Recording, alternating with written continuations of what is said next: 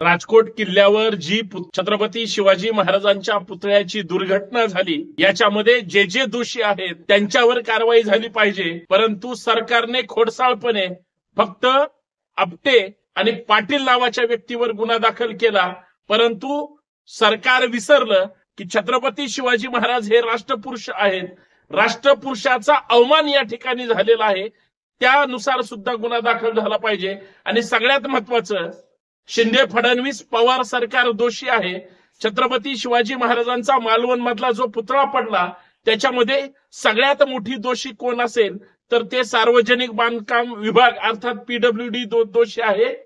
त्या सगळ्या अधिकाऱ्यांवर गुन्हा दाखल झाला पाहिजे. आणि संभाजी ब्रिगेडची मागणी आहे की राज्याचे पीडब्ल्यूडी मिनिस्टर रवींद्र चव्हाण साहेब यांच्यावर सुद्धा छत्रपती शिवाजी महाराजांचा पुतळा पडल्याप्रकरणी गुन्हा दाखल झाला पाहिजे. आणि यासाठी संभाजी ब्रिगेडचं महाराष्ट्रभर आंदोलन सुद्धा होणार आहे.